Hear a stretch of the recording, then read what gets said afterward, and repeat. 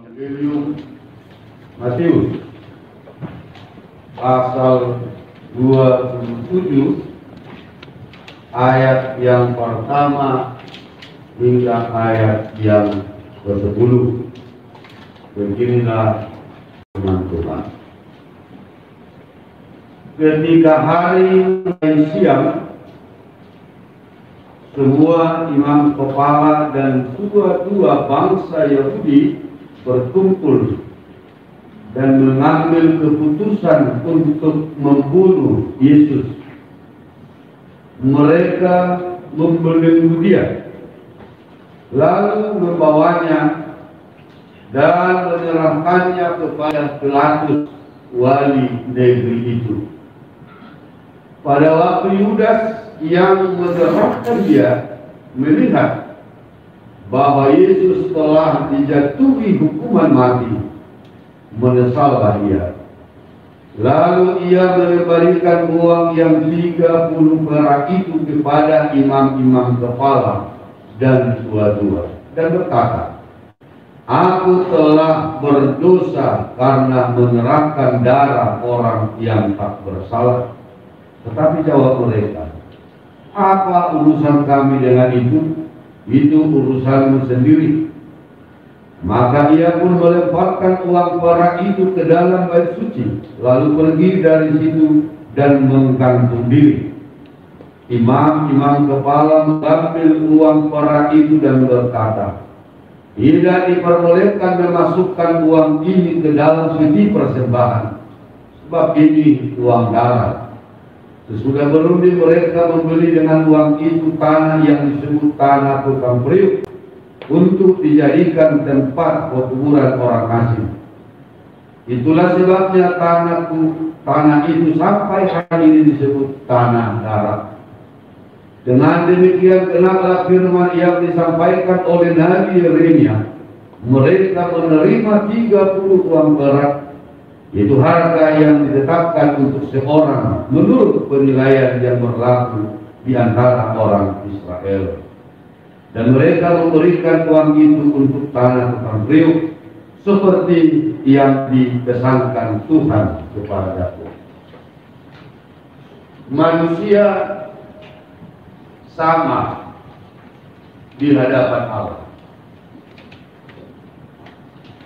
Paulus mengatakan ke jemaat Galatia bahwa manusia mempunyai kedudukan yang sama. Manusia mempunyai posisi yang sama, apa dan bagaimanapun statusnya. Itulah kemerdekaan orang-orang Kristen. Bapak Ibu saudara-saudara, apa yang merusak kesamaan itu? Apa yang merusak posisi kebersamaan manusia itu? Ada satu sifat karakter perilaku manusia yang merusak kehidupan kita, yang merusak kemanusiaan, yang merusak pertumbuhan iman kita. Ada satu, yaitu iri hati, yaitu kecemburuan.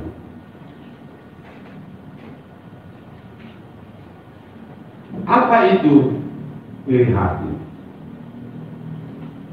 Yerusalem adalah manusia. Menurut pertemuan Yerusalem ini, apa itu iri hati? Saya tahu.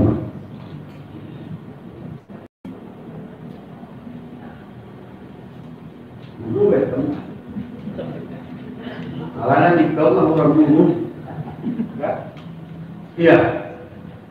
Nah, dari Kamus Besar Bahasa Indonesia menawarkan 3 definisi iri hati ini.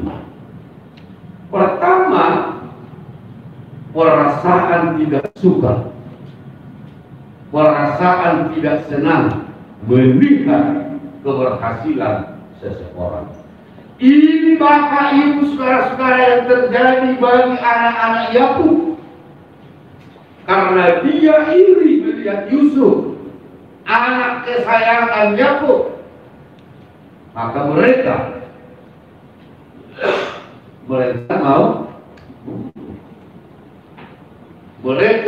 merencanakan mau memusnahkan. Yang kedua adalah sikap negatif yang hadir dari sikap ketidakmauan bersyukur. Jika seseorang mau bersyukur tentang apa yang dia miliki, maka dia tidak akan pernah iri hati melihat orang lain. Tapi kalau dia tidak mau bersyukur tentang apa yang dia miliki, maka dia akan cenderung dengan iri hati. Ini yang membuat dua-dua imam-imam, orang Farisi iri hati,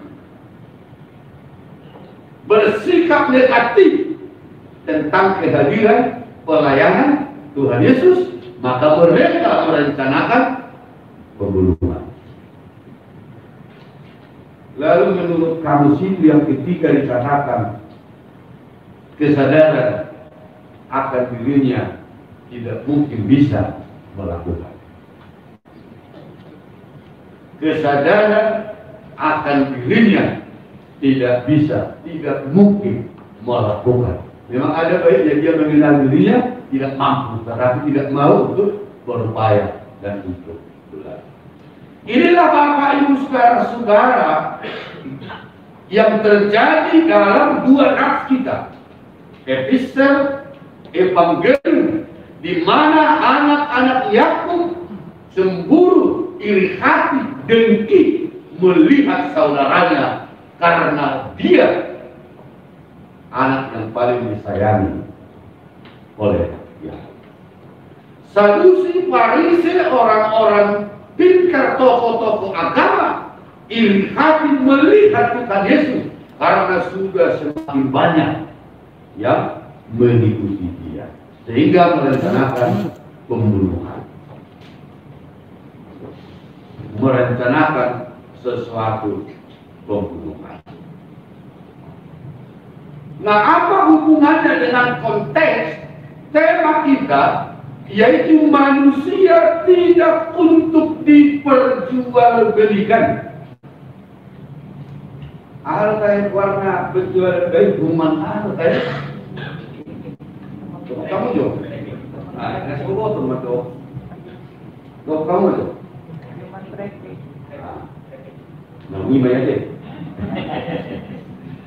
Iya, itu yang terjadi, yang kita lakukan, yaitu pelanggaran nilai-nilai kemanusiaan. Dari nats epistel, dari evangelium, itu menampilkan pelanggaran nilai-nilai kemanusiaan. Perjuangan manusia. Nah, baru yang kasus bidan kan, yang melakukan penjualan bayi, kasus bidan jauh kok penting. Pelanggaran nilai-nilai kemanusiaan, penjualan organ-organ tubuh. Gereja harus melawan segala bentuk penjualan manusia, pelanggaran hak manusia. Gereja harus garda terdepan untuk melakukan itu. Karena itu, hati-hati dengan iri hati. Hati-hati dengan iri hati, karena akan menghancurkan hidupmu sendiri. Karena akan menghancurkan hidupmu sendiri. Oleh karena itu, Bapak Ibu saudara-saudara, penjualan manusia menurut BDP, karena saya baca buku saya suka menyimak, yaitu tindakan kriminal terhadap manusia. Kalau kita kaji dari dalam bahwa tindakan kriminal untuk manusia bukan hanya penjualan manusia, tapi juga eksploitasi manusia yang terjadi di tengah-tengah bangsa kita dengan tujuan manusia dijadikan komoditi untuk keuntungan, untuk mencari kekayaan. Yusuf dijual. Berapa Yusuf dijual? Tadi ya? Maksud saya bro. Tuhan Yesus saja dijual. Tadi ya? Bahkan pemula nama kita berdua. Nah ini yang kita katakan. Oleh karena itu kita harus menghargai nilai kemanusiaan.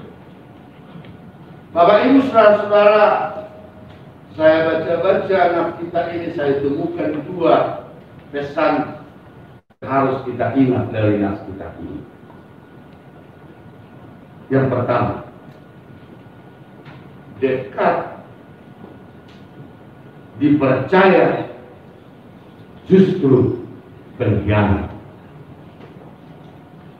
Dekat dipercaya justru si pengkhianat. Inilah yang terjadi dalam diri Yudas.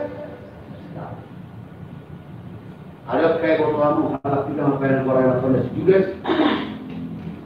Mau dibagi kamu orang Yudas di skala. Siapa yang pertama muncul dalam diri kita?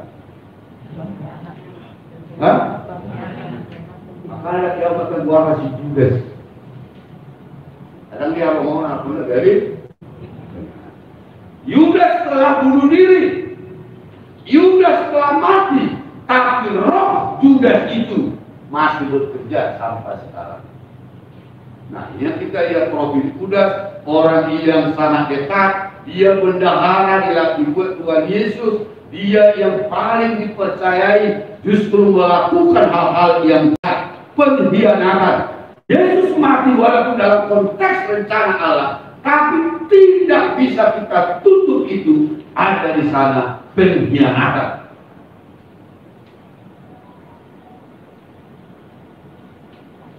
Nah, adakah kita seorang pengkhianat?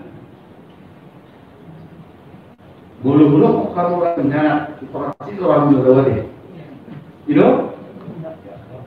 Adakah di antara kita seorang pengkhianat?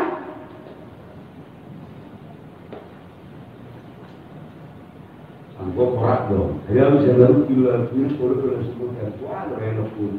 Tapi aku dalam pengkhianat itu. Jadi orang dia kurasa marah. Nah, jika kita mendengar nama Yudas tadi kita sudah terpikir bahwa dia adalah pengkhianat. Kalau kita dikhianati orang, bagaimana perasaan? Betul. Sakit. Bulu saya? Haram. Sakit. Maka kalau itu sakit, jangan sakit tidak kawan. Jangan hianati saudara supaya dia tidak merasa sakit. Kudus tunakokna double. Jadi ucapan kamus bahwa pengkhianatan ini hanya untuk khianat adalah perbuatan tidak setia, tipu daya, perbuatan yang tidak sesuai dengan janjinya. Banyak pengkhianat bangsa ini. Banyak yang tidak setia dengan janjinya, sumpah jabatannya, tapi tergolong pengkhianat. Gagal salah satunya hanya termasuk di sini. Bagian dari pengkhianatan. Asal ada pulau secara maksimal. Nah, Yudas itu menjadi seorang pengkhianat. Apa yang dia lakukan untuk memuluskan pengkhianatannya itu, tentu ada langkah-langkah yang dia lakukan sehingga kita akan mampu melihat ciri orang yang pengkhianat. Jalan foto taruhan non, oh termasuk HP Yahudi seorang pengkhianat. Tahu gimana? Mana ya? Itu pun setelah Yesus menembak Yudas. Apa yang kau lakukan Yudas? Dari situlah awalnya. Ada 3 langkah yang dilakukan Yudas melancarkan modus pengkhianatannya. Yang pertama, setelah Yudas ditegur Tuhan Yesus, Yudas rajin berkunjung mengambil hati, menjilat para imam-imam supaya Yesus ditangkap. Ai terlalu si Yudas madapoton tokoh-tokoh agama, imam-imam itu merencanakan untuk menangkap dan membunuh Tuhan Yesus. Dia rajin berkunjung. Dia mulai rajin berkunjung dengan memperbaiki hal-hal yang buruk. Ingat, kamu lama Yudas. Kau lama Yudas. Kalau ada orang, Yudas tidak pernah berkomunikasi dengan orang-orang imam, tokoh-tokoh itu. Tapi karena dia mau, karena dia sakit hati, dia pergi menjumpai. Bahkan istilah kasar menjilat para imam-imam. Yang pertama dia lakukan. Lalu yang kedua, menyusun strategi perencanaan. Kan maka perencanaan ini mana isi yang umat imam ibadah. Hati-hati dengan ciuman. Jangan-jangan dia pengkhianat itu. Itu yang kedua dia lakukan. Lalu yang ketiga melakukan konspirasi, pemufakatan jahat supaya rencananya supaya berjalan. Nah, sia tulu faktori. Boy masih ada orang udah kita pengkhianat. Sia tulu faktori. Ciri misi juga sih yang dia lakukan. Atau mana kita yang kita mau orang nanti. Atau menurut kita, adakah pengkhianat itu sekarang? Adakah roh pengkhianat itu berdiri berjalan sekarang? Udah. Oh, nggak mau nanti sisa ini akan habis baru. Orang menciptakan kita jawab. Nggak pilih sisa ini. Ngasih mono ini, kan? Jadi hati-hati dengan konspirasi. Jangan pernah berkonspirasi untuk hal-hal jahat. Tapi mari berkonspirasi untuk hal-hal yang baik, membangun. Itu dos marah harta. Ikut bangun gereja tahu. Ada mulut kalau bangun gereja tahu. Itu ada tuh juga seperti itu. Anak tuh jalan lagi itu menurut ini. Gimana tapi bahwa kita katakan teman-teman, otaknya penuh dengan firman Tuhan, tetapi perilakunya kediri. Otaknya penuh dengan firman Tuhan, tapi perilakunya kediri. Bila seseorang tidak ditentukan oleh statusnya, jabatannya tidak ditentukan oleh apa. Makanya banyak orang kecewa dengan para hamba Tuhan yang tidak mencerminkan pemahaman firman Tuhan. Tapi untuk menjaga, hati-hati dengan Yudas. Tadi hati-hati dengan ciri hati, hati-hati dengan roh pengkhianat. Anggo itu nak kena tahu. Kalau kamu kena merasa dikhianati kamu kan? Halo? Bayar betul. Dan tadi dia sih. Itu bilang ini dan pengkhianat tahu semua. Iya. Atau di noto mantan menggelo bisa dihitung jadi. Tetapi kita harus melakukan sesuatu terobosan, memperlakukan yang baik.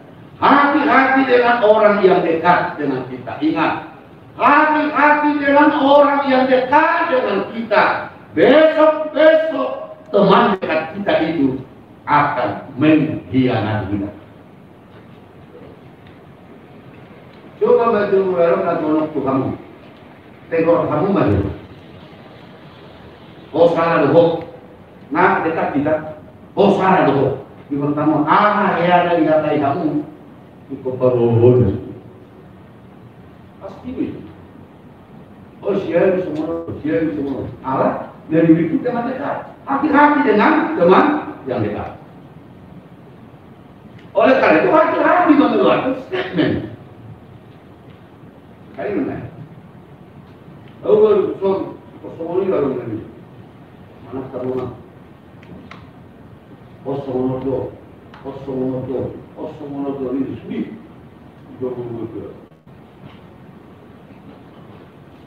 Berarti kan ada kedua.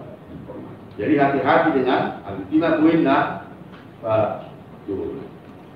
Nah, yang kedua, memperalat orang lain untuk kepentingan diri sendiri. Memperalat orang lain untuk kepentingan diri sendiri. Setelah Yudas, seorang yang kita lihat, karakter Yudas ini sering memperalat orang lain untuk kepentingan diri sendiri. Yudas ini juga menjadi sosok yang mengganggu pelayanan Kristus. Waktu Israel saya si Marta kalau saya namanya Tuhan Yesus dengan minyak yang mahal. Marta ya. Apa kata Yudas? Saya menyanyi.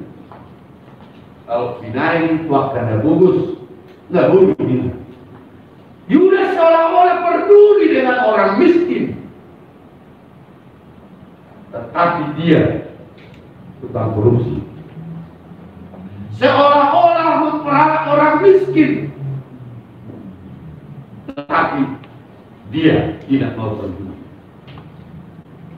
Artinya Yudas ini sering oposisi untuk gurunya sendiri. Dia oposisi untuk gurunya sendiri. Memperalat ketidaksukaan Farisi, orang-orang Saduse, imam-imam. Yudas memperalat kebencian mereka kepada Tuhan Yesus supaya rencana itu terjadi. Sehingga dia pergi menjumpai orang-orang Farisi. Itulah yang kita katakan tadi, dia rajin keliling. 1 Petrus kok hari ini begitu hati-hati dengan iblis, bahwa iblis itu berjalan keliling mau mencari mangsanya. Dulu masa semuanya kan di mulut segala banyak. Ya, hidup bernama Raya tidak lulus dulu, Pilatus demi aksi dendam hati. Nah, dulu dari dulu asal masalahnya Pilatus terus tidak pernah pun.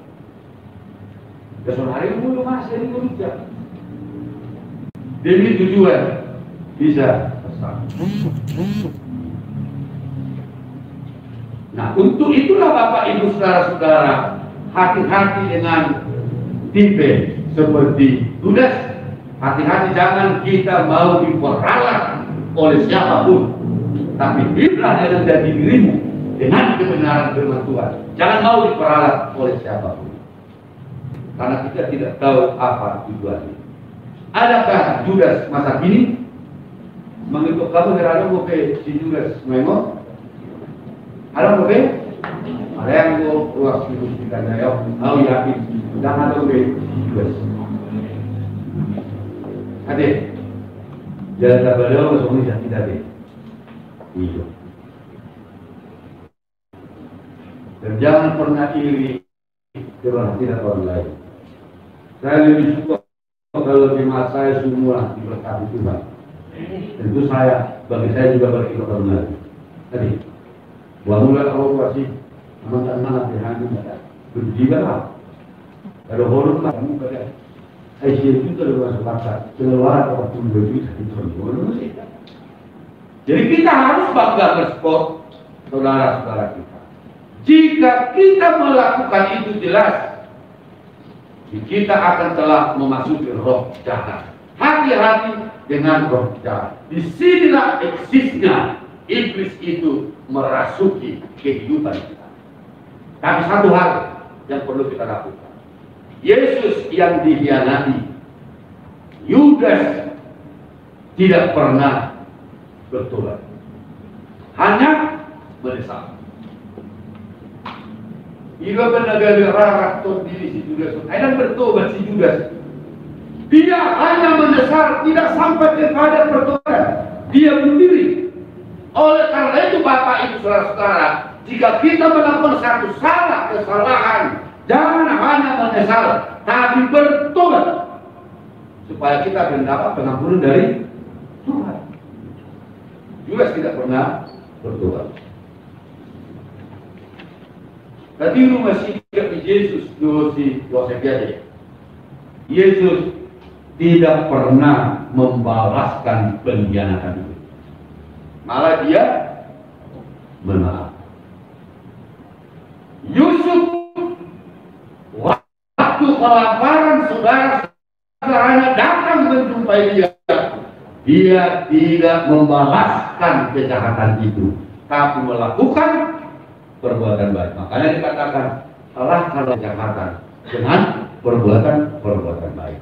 Jika banyak kejahatan, pengkhianatan di sekitar kita, tetap komit lakukan yang baik. Suatu saat kejahatan itu akan mendapat imbalannya. Harus itu yang kita lakukan. Hati-hati dengan setan yang selalu keliling. Itu yang perlu kita lakukan. Manusia tidak untuk diperjualbelikan. Kalau kita juga mengkhianati, hati-hati mengeksploitasi manusia dalam segala hal, tapi perlakukanlah manusia itu sebagai sesama. Kasihanilah sesamamu sama seperti dirimu sendiri. Jangan pernah benci, jangan pernah marah, jangan pernah berdendam. Jika orang pun mengkhianati dirimu, tidak pernah, maafkanlah dia supaya kerajaan Allah itu eksis berjalan. Amin. Terima kasih Tuhan, Kau telah mengajar kami tentang fakta realita kehidupan saat ini. Jadikanlah kami Tuhan anak-anak-Mu, jauh dari pengkhianatan, jauh dari iri hati. Mampukan kami Tuhan, jika banyak yang iri dengan kami, jika banyak yang mengkhianati kami, supaya kami menjadi pribadi yang kokoh, yang kuat, yang selalu komit melakukan yang baik dan memaafkan. Supaya nama-Mu dimuliakan oleh kehidupan kami. Dalam nama Yesus Tuhan kami. Amin.